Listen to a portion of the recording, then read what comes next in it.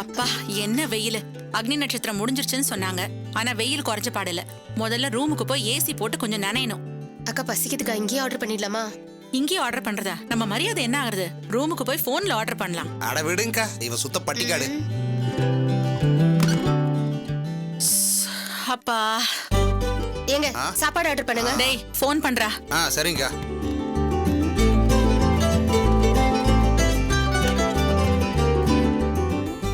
நாங்க 231 இருந்து பேசுறோம். சாப்பாடு ஆர்டர் எடுத்துங்க. 3 சிக்கன் பிரியாணி, 3 மட்டன் பிரியாணி, அதோட கூல் ட்ரிங்க்ஸ், ஐஸ்கிரீம், அப்புறம் மீன் வறுவல். டேய் எனக்கு தோசை போதும்டா. ஏங்க எனக்கு இட்லி ஆர்டர் பண்ணுங்க. இந்த நேரத்துல இட்லியா? டேய் அதெல்லாம் அங்க இருக்கும். இல்லன்னா போட்டு தர சொல்லு. ஓகேக்கா. யோ அதோட 4 இட்லி, 3 தோசை. பாரு, எப்போதும் போல இட்லியை வட்டமாவும் தோசையை ரவுண்டா சுடுறது அதெல்லாம் வேண்டாம். அந்த சைஸ்ல பார்த்து போர் அடிச்சு போச்சு. நீ என்ன பண்ற, இட்லியை சதுரமாவும் தோசையை முக்கோணமாவும் போட்டுரு. அப்புறம் முக்கியமான விஷயம், அக்கா ரொம்ப டயர்டா இருக்காங்க. மசாஜ் பண்ணிட்டு குளிச்சதுக்கு அப்புறமா சூடா கொண்டு வந்தா போதும். கணேசா, வெயில்ல அலைஞ்சிட்டு வந்தது ஒரு மாதிரி இருக்குடா. அதை விடுங்கக்கா, எனக்கு தெரியும்க்கா. என்ன ஒரு 1/2 மணி நேரம் கழிச்சு கொண்டு வரியா? அதெல்லாம் எதுவுமே இல்ல. ஹலோ ஹலோ ஹலோ ஹலோ, என்னாச்சுடா? எதுவுமே இல்லைன்னு சொல்லி போனை கட் பண்ணிட்டாங்க. என்னது? போனை கட் பண்ணிட்டானா? என்ன திமிர் இருக்கணும்? ரிசப்ஷனுக்கு போனை போட்டு மேனேஜர் கிட்ட பேசு. யாரு நினைச்சிட்டு பேசுறான்? போடுறா போனை. Hello reception. ஹலோ சொல்லுங்க சார். சார் போனை கொண்டாடா. நான் பேசினாதான் சரியாகும். நீங்க பேசுங்க. என்ன நடக்குதுங்க? நாங்க யாருன்னு தெரியும்ல? இந்த ஹோட்டல் ஜிஎம்மோட சொந்தக்காரங்க, கெஸ்ட். எங்களையே மானக்கேட பேசினா என்னங்க அர்த்தம்? என்னமோ உங்க சர்வர் அவன் சம்பாதிச்சு கொடுக்கற மாதிரி எதுவுமே இல்லங்கறான். நாங்க யாருன்னு காமிக்கணுமா? ஒரு போன் போதும். சும்மா அலரும் பாக்குறீங்களா? யாரு நினைச்சு இப்படி பேசுறீங்க? அது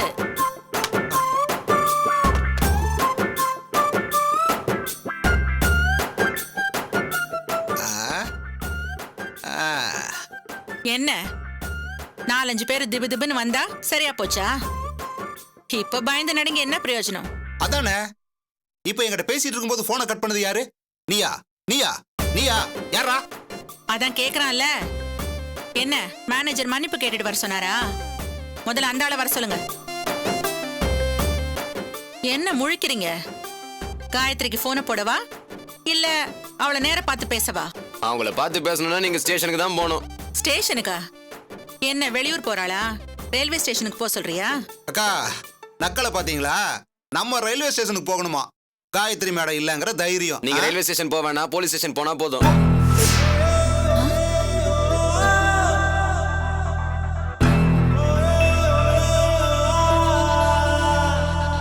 போலீஸ் ஸ்டேஷனுக்கா? என்ன சொல்ற? இங்க என்ன நடந்ததுன்னு தெரியாம பேசுறீங்க. அவங்க என்ன கலப்படத்துல மாட்டி போலீஸ் ஸ்டேஷன்ல இருக்காங்க இப்போ.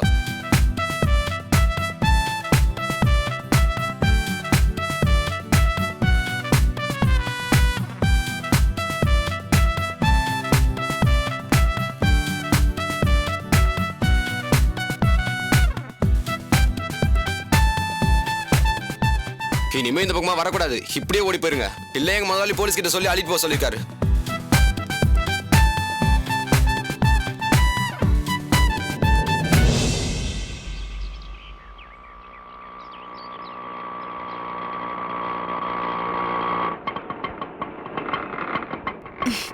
இந்தாங்க. அக்கா. யாருமா?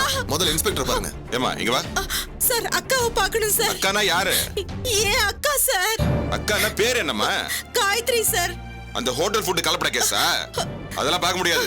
Sir sir sir please sir, நான் பார்த்து பேசணும் சார். 10 நிமிஷம் தான், பார்த்துட்டு கிளம்பிடணும். அக்கா அக்கா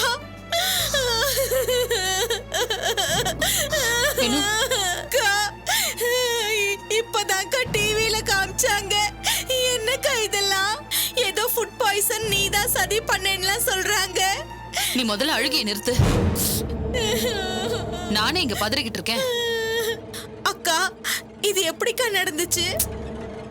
நான் என்னன்னு சொல்றது? என் நேரம் சரியில்லை. இந்த பைனான்சியர் சும்மா இல்லாம இதுல என்ன இழுத்து விட்டுட்டாரு. அந்த அண்ணாச்சிக்கு கொடுக்கிற ஆர்டரை இவருக்கு மாத்தி கொடுக்க சொல்லி இவர் கேட்டாரு.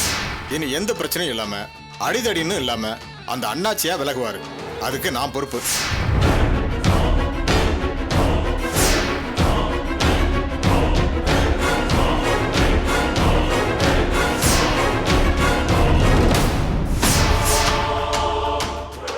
இப்ப இந்த சந்தர்ப்பத்தை அந்த பிரகாஷ் சத்யாவும் நல்லா பயன்படுத்திக்கிட்டாங்க. அப்படின்னா அந்த பிரகாஷும் சத்யாவும் இத பண்ணலையாக்கா? இல்ல, இந்த ஃபைனான்சியர் தான் பண்ணாரு. இந்த ஆள ஏய் வினு, ஏய் என்ன? அவர் பண்ண நல்லதுனாலதான் இப்ப கொஞ்சம் நிம்மதியா இருக்கேன். என்னக்கா சொல்ற? ஏற்கனவே குமார் மாமா அந்த பிரகாஷ் சத்யா பேச்ச காது கொடுத்து கேட்க ஆரம்பிச்சிட்டாரு. இப்ப இதெல்லாம் தெரிஞ்சா அவர் உன்னை எல்லாம் தெரிஞ்சு வந்து காரி துப்பிட்டு போயிட்டாரு. என்னக்கா சொல்ற? ஏண்டி, நான் சும்மா தடிக்கு விழுந்தாலே அத பத்த வைக்கிறவன் அந்த பிரகாஷ். இதை விட்டு வைப்பானா? புருஷனும் பொண்டாட்டியுமா நல்லா ஏத்தி விட்டுட்டாங்க. நல்ல வேலை, இதெல்லாம் நடக்கும்னு தெரிஞ்சுதான் நான் ஃபைனான்சியர் கிட்ட டாக்குமெண்ட் விஷயம் எதையும் சொல்லிடாதீங்கன்னு உஷார்படுத்தினேன். அவரும் காட்டி கொடுக்காம பெரிய மனுஷனா நடந்துக்கிட்டாரு.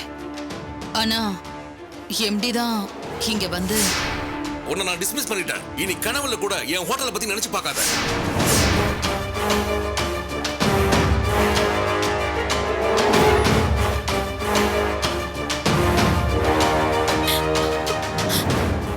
அக்கா முதல்ல கண்ணத்தோட பண்ண வேண்டிய விஷயங்கள் நிறைய இருக்கு. சொல்லுக்கா. பாரு வினோ, ஏதோ ஒரு வகையில டாக்குமெண்ட் விஷயம் அவருக்கு தெரியாம போயிடுச்சு. அத நினைச்சாதான்க்கா எனக்கும் இன்னும் நடுக்கமா இருக்கு. உன் கனவுல வந்த மாதிரி ஏதாவது நடந்துருமா? வினோ, சரி சொல்லுக்கா. உன் மாமா கிட்ட பேசு, என்ன ஜாமீன்ல எடுக்க சொல்லு. என்னக்கா சொல்ற? நான் சொன்ன மாமா எப்படிக்கா கேட்பாரு? அதான் சொன்னனே வினோ, அவருக்கு இந்த விஷயத்துலதான் கோவம். நீ பேசு. ஃபைனான்சியர் பண்ணதுக்கு அக்கா என்ன பண்ணுவாங்கன்னு நைஸா பேச்சு போட்டு அவருக்கு இறக்க வர மாதிரி பேசு. ஜாமீனுக்கு ஏற்பாடு பண்ண நீ பேசி பாரு. ஆனா மோனிஷா கேட்டா என்ன சொல்றது? எனக்கு இப்போ அவளை நினைச்சாதான் கவலையா இருக்கு. சரிக்கா, நான் மாமா கிட்ட பேசுறேன். ஹலோ, டைம் ஆச்சு, கிளம்புமா. சரிங்க சார். அக்கா, நான் மாமா கிட்ட பேசுறேன்க்கா. சரி, அழாம போ. இது நமக்கு கெட்ட நேரம் நினைச்சுக்குவோம். வரேன்க்கா.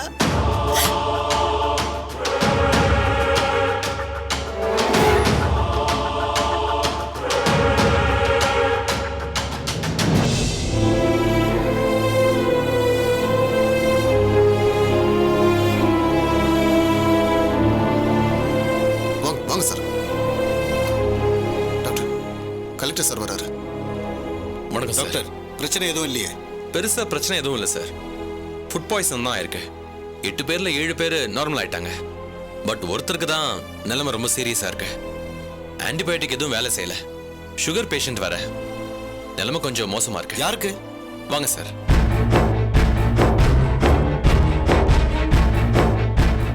வா. சார், நீங்க எல்லாரும் கொஞ்சம் வெளியே இருங்க ப்ளீஸ். சார், சார் பாருங்க சார், எப்படி இருக்காரு பாருங்க சார்.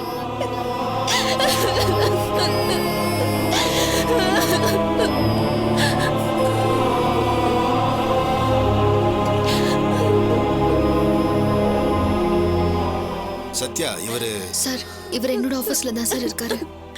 சார், என் வீட்டுக்காரர் எப்படியாவது காப்பாத்திடுங்க சார். இவர் இல்லைன்னா எங்களுக்கு வாழ்க்கையே இல்லை சார். என் பொண்ணுங்களை பாருங்க சார். அப்பா சந்தோஷமா மீட்டிக்கு கிளம்பி போனாரங்க. நீ அழாதம்மா, அப்பாவுக்கு ஒண்ணாகாது, சரியாயிடும். யார் வம்பு தும்புக்கும் போக மாட்டாரு, இப்படி படுத்து கிடக்குறாரு. ஐயோ, பாத்தீங்களா சத்யா? சாரி. நோய் எதிர்ப்பு சக்தி கம்மியா இருக்கிறதுனால இவர் உடம்புக்கு மெடிசன்ஸ் இமீடியட்டா ரெஸ்பாண்ட் பண்ண மாட்டேங்குது சார். டாக்டர், இவருக்கு இவ்வளவு சீரியஸ் ஆகிறதுக்கு என்ன காரணம்? ஃபுட்டு ப்ரிப்பேர் பண்ண எண்ணெயில தான் ஏதாவது பிரச்சனை இருந்திருக்கணும். எக்ஸ்பைரி ஆன ஆயில், கலப்பட ஆயில்னு தரங்கட்ட எண்ணெயில செஞ்ச உணவால தான் இவ்வளோ தூரம் சிவியரா இருக்கு. அட்மிட் ஆன 8 பேர்ல 7 பேரும் அங்கேயே வாமிட் எடுத்திருக்காங்க. இவர் மட்டும் வாமிட் பண்ணாம இருந்திருக்காரு. அதனால தான் இவ்வளோ கிரிட்டிக்கலா இருக்கு. கொஞ்சம் கவனமா இருந்திருந்தா இது எல்லாத்தையும் தவிர்த்திருக்கலாம். இந்த மாதிரி ஹோட்டலுக்கும் உங்களுக்கும் கான்ட்ரவர்சி இருக்குன்னு தெரிஞ்சிருந்தா நாம வேற இடத்துல ஆர்டர் பண்ணிருக்கலாம். இல்ல வேற ஒருத்தரை நான் இந்த ஏற்பாடை பார்த்துக்க சொல்லியிருப்பேன். பாருங்க சத்யா, 2 பொம்பளை பசங்க, வைஃப், என்ன சத்யா இவ்வளவு கேர்லெஸ்ஸா இருந்திருக்கீங்க? இல்ல சார், நான் ரொம்ப நம்பிக்கையா இருந்தேன். இல்ல சத்யா, நீங்க தப்பு பண்ணிட்டீங்க. உங்ககிட்ட நான் எதுக்கு பொறுப்பு கொடுத்தேன்? எல்லாத்தையும் நீங்க முன்னாடி நின்னு சரியா பாத்துப்பீங்கன்னு தானே. நீங்களே கோட்டை விட்டா எப்படி? அதுவும் ஹை அபிஷியல்ஸ் மீட்டிங். ஜாக்கிரதையா இருந்திருக்க வேணாமா? பாருங்க, விஷயம் பெரிய லெவல்ல கொண்டு போய் விட்டுருச்சு. மினிஸ்டரோட பிஏ ஃபோன் பண்றாரு. நான் என்னன்னு சொல்லுவேன்? ஆனா ஒண்ணு சத்யா, இவருக்கு ஏதாவது தப்பா நடந்துருச்சுன்னா விஷயம் பெரிய அளவுல வெடிக்கும். நீங்களும் பதில் சொல்ல வேண்டியிருக்கும். ஹலோ, சொல்லுங்க சார். ஹாஸ்பிட்டல்ல தான் இருக்கேன் சார்.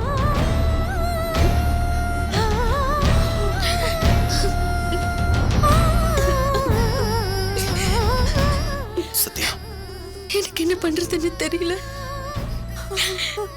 மா, இவரை எப்படியாவது காப்பாத்திடுங்கம்மா. நாளைக்கு எங்களுக்கு கல்யாண நாள்மா. இந்த நேரத்துல இப்படி ஆகும்னு நான் நினைச்சு கூட பார்க்கலம்மா.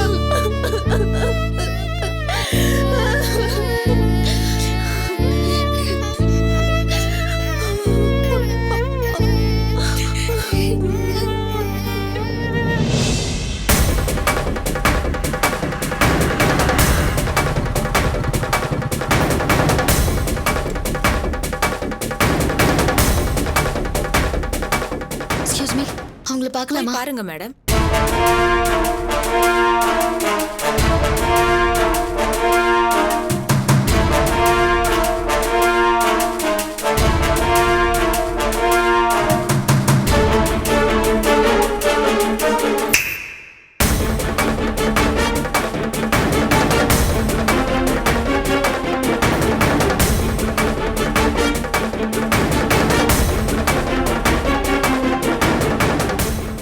என்ன அண்ணியார, எல்லாம் போச்சா? ஒரே பீதியா இருக்கீங்க. தோத்துருவோன்னு தோணுதா? தோன்றது என்ன, இனி அதான் நடக்கும். உங்களால எத்தனை பேர் பாதிக்கப்பட்டிருக்காங்க? எல்லாருமே கவர்மெண்ட் ஆபீசர்ஸ். இங்க வந்து உட்கார்ந்திருந்தா எல்லாமே சரியா போச்சா? சத்யா, சீ, நிறுத்து. இப்ப என்ன சத்யான்னு ரொம்ப பவ்யமா? இல்லைன்னா ஏன் உயிம்பீங்க? என்ன பேசுனதெல்லாம் மறந்து போச்சா? என்ன பாக்குறீங்க? குடும்பத்துல தான் கேவலமா சதி திட்டம்லாம் தீட்டி காய நகதுறீங்கன்னு பார்த்தா இப்ப பிசினஸ்லயும் அப்படி என்னங்க உங்களுக்கு ஆணவம்? சத்யா, நீ ரொம்ப ஓவரா பேசுற. சும்மா நிறுத்துங்க. பண்றதெல்லாம் பண்ணிட்டு நான் ரொம்ப ஓவரா பேசுறேனா? ஹாஸ்பிட்டல்ல இருந்தா வரும் நினைக்கவே. எங்க ஆபீஸ்ல எங்களுக்கு மாரல் சப்போர்ட்டா இருந்தவர் இப்ப உயிருக்கு ஆபத்தான நிலைமையில போராடிக்கிட்டு இருக்காரு. பிரகாஷ், இவங்களுக்கு யார் எக்கடி கிட்ட போனா என்ன? இவங்க மட்டும் நல்லா இருக்கணும், நினைச்சதெல்லாம் அனுபவிக்கணும். ஹாஸ்பிட்டல்ல அவரோட வைஃபும் பிள்ளைங்களும் கதறன் என் காதுல இன்னும் கேட்டுக்கிட்டே இருக்கு. மனசுல வச்சுக்கோங்க, அந்த நல்ல மனுஷனுக்கு நீங்க பண்ண இந்த கேடுகட்ட காரியத்தினால தப்பா ஏதாவது நடந்துச்சு, அப்புறம் நான் மனுஷியாவே இருக்க மாட்டேன். அப்படி ஏதாவது நடந்தா நாம ஒண்ணும் பண்ண வேண்டாம் சத்யா. இந்த ஃபுட் பாய்சன் கேஸ் மர்டர் கேஸா மாறும். சத்யா, மர்டர் கேஸா? முதல்ல என்ன பேரை சொல்லி கூப்பிடாதீங்க. அருவருப்பா இருக்கு.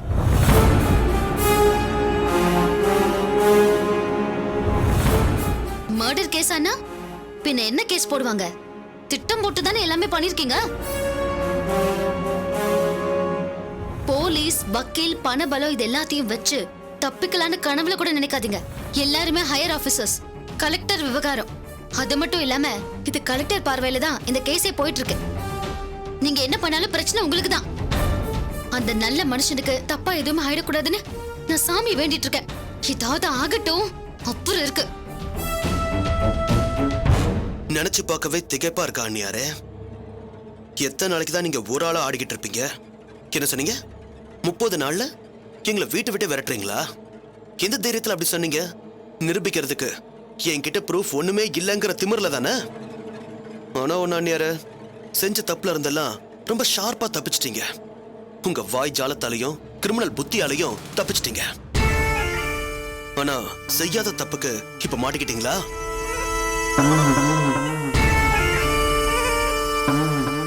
அந்நியரே, 30 நாள்ல 12 நாள் போயிடுச்சு. ஞாபகத்துல வச்சுக்கோங்க. இன்னும் 18 நாள்ல நாங்க சொன்னது நடக்கும். நான் நடத்தி காட்டுவேன். குமார் இப்ப எங்க பேச்ச நம்புறான், காது கொடுத்து கேக்குறான். ஜாமீன்ல எடுக்கணும்னு நீங்க கெஞ்சினப்ப என்ன சொன்னா? இது நீ விரிச்ச வலை, நீ அதான் வெளியே வரணும்னு சொன்னானே, ஞாபகத்துல இருக்கா? எல்லாத்தையும் மறந்துட்டீங்களா?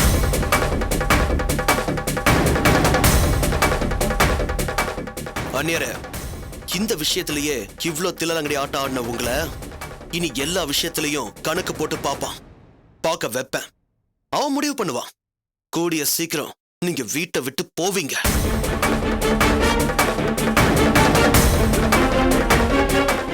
நீங்க உங்க கிரிமினல் புத்தியை நம்புனீங்க, நாங்க கடவுளை நம்பினோம். எல்லாம் நடந்து முடிஞ்சிருச்சு.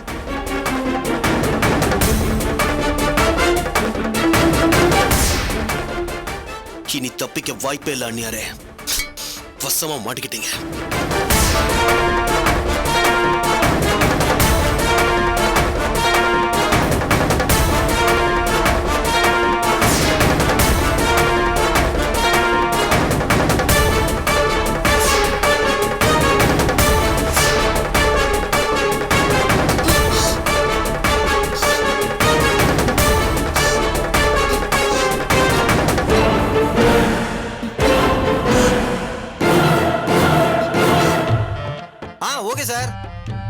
ஓகே சார், ஓகே சார், முடிச்சலாம் சார், கவலைப்படாதீங்க.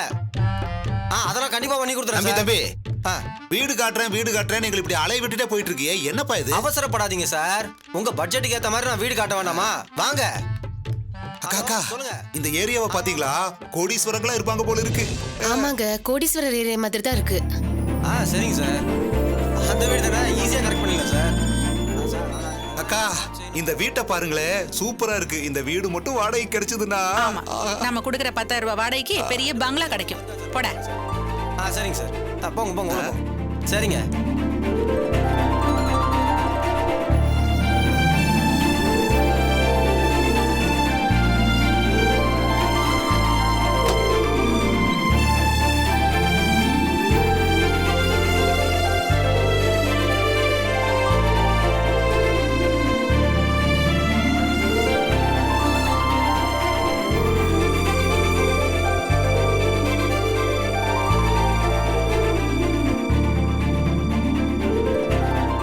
கணேசா, உன் நாக்கு கருநாக்குடா. என்னமோ சொன்னீங்களே, பாத்தீங்களாக்கா? அந்த ஒண்டி கொடுத்தன வீட்டுக்கு 5000 ரூபாய் கேட்டீங்க. இங்க பாத்தீங்களா? அக்கா, இவர் லூசுக்கா, ஏதாவது வளருவாரு. எவ்வளவு பெரிய பங்களா! இது என்னடி பெரிய பங்களா? சின்னதுதான். என்னக்கா இப்படி பேசுறீங்க? எவ்வளவு பெரிய ஹாலு, ஒரு 10-15 பேர் படுத்து உருளாங்கா. நீங்க வாங்கக்கா, சுத்தி பார்க்கலாம்.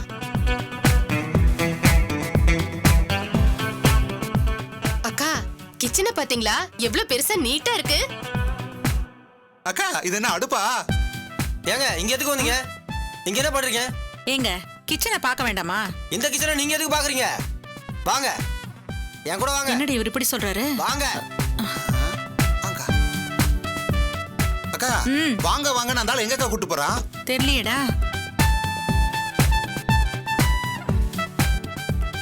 வாங்க வாங்க, இப்படி வாங்க. அக்கா என்னக்கா இது? வாங்க சார். இவன் வேற மூஞ்சி காட்டிட்டு போறான். ஒருவேளை பின்னாடி இருக்கிற வீட்டை காட்ட கூட்டு போறாரோ? பேசாம வாடி. வாங்க வாங்க. என்னப்பா இப்படி கெட்ட வாடையா அடிக்குது? சுத்தி சுத்தி கூட்டிட்டு வர? அது ஒண்ணும் இல்லம்மா, இந்த கேட்டு சாவி என்கிட்ட இல்ல, அதான் உங்களை சுத்தி சுத்தி கூட்டு வந்தேன். அது நமக்கு தெரிஞ்சவங்க பங்களா தான். இதாம்மா, இதான் உங்க போர்ஷனு. இங்க புழங்கிக்கலாம். அந்த பக்கம் பாத்ரூம் இருக்குங்க. அது இருக்கட்டும், வீடு எங்க? வீடு இதான் இருக்கு, காட்டுறேன். இதாங்க வீடு, பாருங்க. பிடிச்சிருந்தா சொல்லுங்க, நாளைக்கு சாவி கொண்டு வந்து காட்டுறேன். ஒன்ன குத்துனா வீட்டை காட்ட சொன்னா ஜன்னலை திறந்து காட்டுற, அதுக்கு சுத்தி சுத்தி வந்துட்டு இருக்க. போயா நீயும் வீடும். ஏங்க ஏங்க நில்லுங்க. ஏங்க அட நில்லுங்க. ஏங்க ஏங்க நில்லுங்க நில்லுங்கம்மா. ஏங்க இத்தனை வீடு காமிச்சிருக்கேன், எந்த வீடுமே பிடிக்கலன்னு சொல்றீங்க. கமிஷன் வர தராம போறீங்க. என்னது கமிஷனா? பின்ன ஓசிலியா சுத்தி காமிப்பாங்க? ஓசில சுத்தி காட்டுறவங்க கூட நல்ல வீடா காட்டுவாங்க. அதெல்லாம் எனக்கு தெரியாது. வீடை காமிச்சல, கமிஷனை கொடுங்க. பொம்பளை கிட்ட அடி வாங்கிருக்கியா? பாருங்க, நல்லா இல்ல.